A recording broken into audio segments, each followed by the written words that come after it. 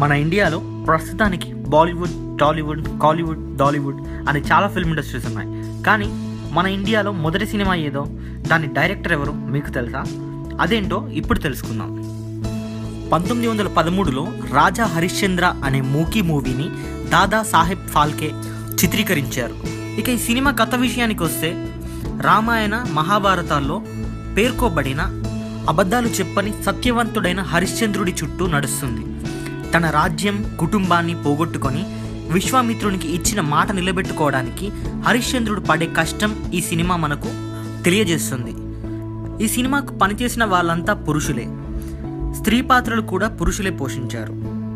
ఆ కాలంలో సినిమా వాళ్ళన్నా, నాటకాలు చేసే వాళ్ళన్నా తక్కువగా మరియు చులకనగా చూసేవాళ్ళు. అందుకే దాదాసాహెబ్ ఫాల్కే ఈ సినిమాలో నటించిన వాళ్ళని బయట ఎక్కడ సినిమాలో నటిస్తున్నట్టు చెప్పకండి, హరిశ్చంద్ర ఫ్యాక్టరీలో పనిచేస్తున్నామని చెప్పండి అని తన నటవర్గానికి చెప్పుకున్నాడు. ఈ సినిమా మొదటిసారిగా మే 3, 1913లో ప్రజల కొరకు ప్రదర్శించారు. బాంబే గిర్గావ్లోని కొరోనేషన్ సినిమా దీనికి వేదిక. హాల్ బయట ప్రజలంతా బారులు తీరి నిలబడ్డారు. భారత్లో నిర్మించిన మొదటి సినిమా కాబట్టి ప్రేక్షకులకు ఇది ఒక వింత అనుభూతి. ఈ సినిమా హిట్ అయింది, ప్రజాదరణను పొందింది. ఈ సినిమాను గ్రామీణ ప్రాంతాలలోనూ ప్రదర్శించడానికి ఫాల్కే ఏర్పాట్లు చేశారు. దీని విజయంతో ఫాల్కే నిర్మాతగా, దర్శకుడిగా స్థిరపడ్డాడు. అందుకే ఆయనని ఫాదర్ ఆఫ్ ఇండియన్ సినిమాగా భావించి భారతీయ సినిమాకి గణనీయ సేవ చేసిన వారికి ప్రతి సంవత్సరం ఆయన పేరు మీదుగా దాదాసాహెబ్ ఫాల్కే అవార్డుని ఇస్తారు. అవార్డుతో పాటు 10 lakhs క్యాష్ ప్రైజ్ కూడా ఇస్తారు.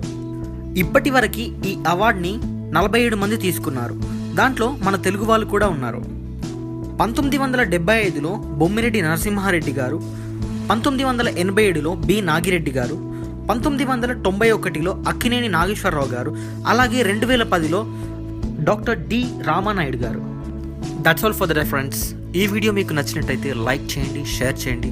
మరిన్ని ఇంట్రెస్టింగ్ వీడియోస్తో నేను మీ ముందుండాలంటే నా ఛానల్ని తప్పక సబ్స్క్రైబ్ చేయండి. Thanks for watching.